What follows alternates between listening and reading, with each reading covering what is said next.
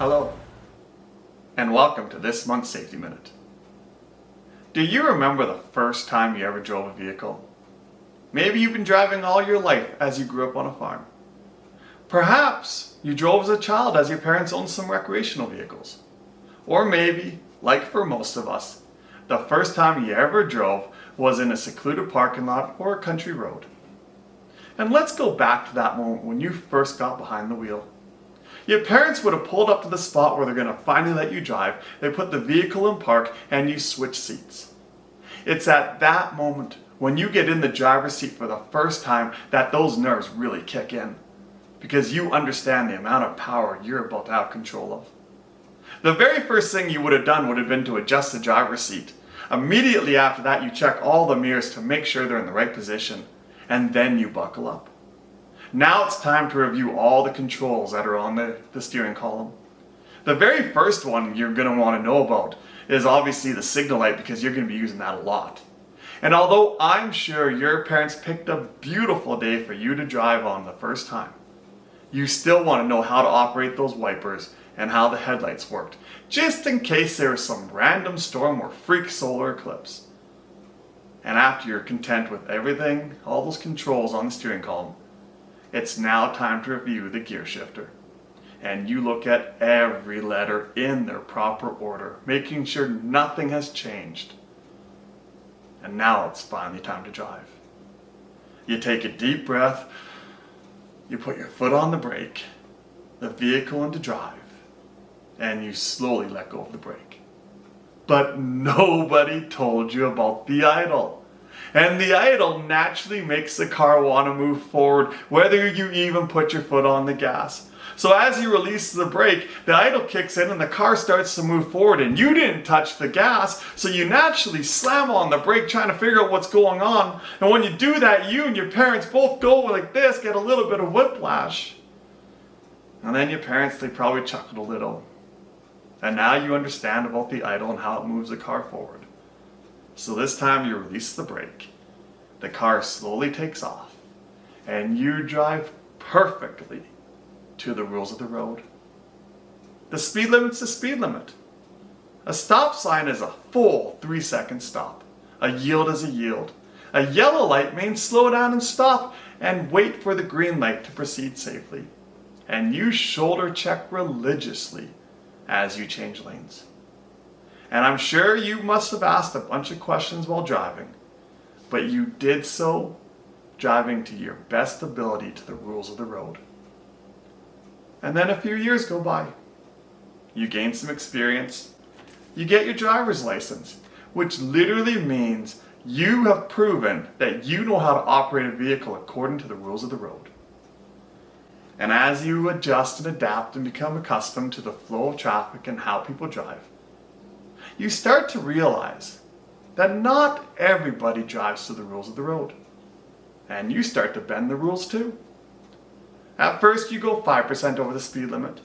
And you realize quickly that that's not really that much faster. So you push it to 10% over the speed limit. And it's at that level where most people stop pushing the speeding, because they know if they go any faster and they pass a police officer, there's a real good chance they're going to get a ticket. But for some people, 10% is not fast enough. They have to go 15% or 20% because the speed limit, well, that's just a suggestion.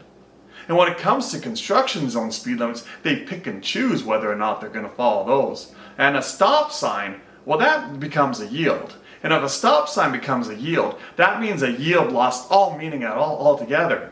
And a yellow light, that no longer means slow down and proceed with caution if it's safe to do so. Instead, it means giddy up and go, because I'm not going to waste 30 seconds of my life sitting at another red light.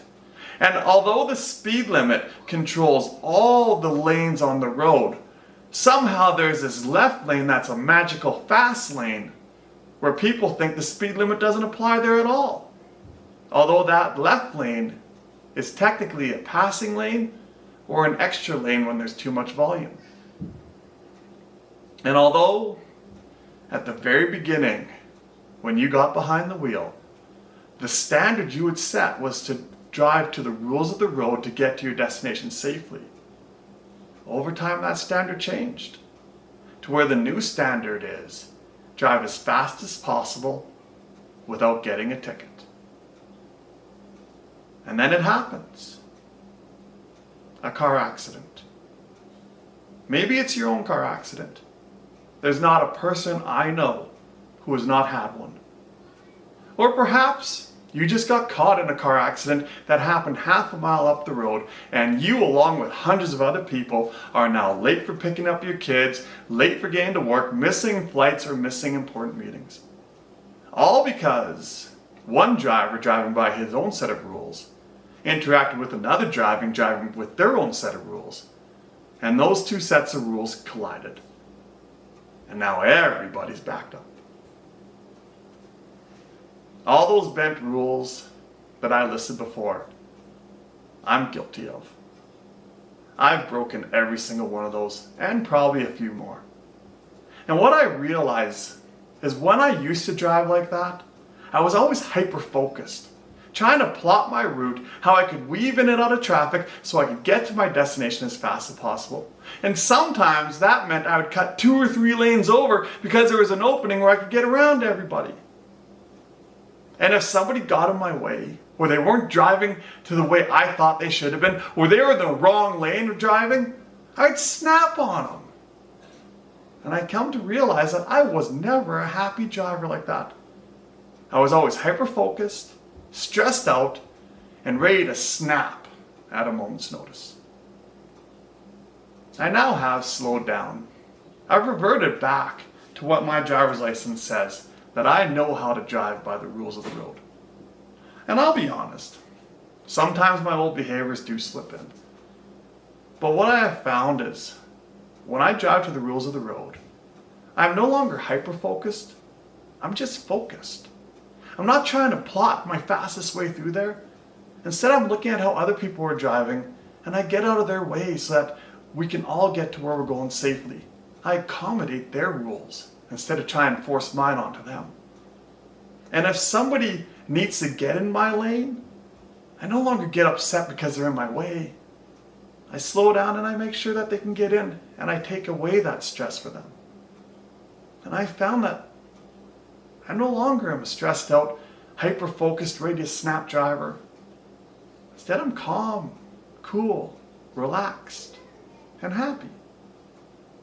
And the best part is, when I drive to the rules of the road, I have put the standard to getting to my destination safely. And I have not yet had an accident with that standard. On top of that, my insurance rates, they're lower, so I don't pay as much.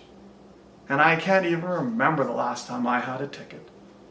So not only do I still get to my destination just like you do, but I get to get there in a happier, calmer, safer way. And I save money doing it. To me, that's what driving's all about.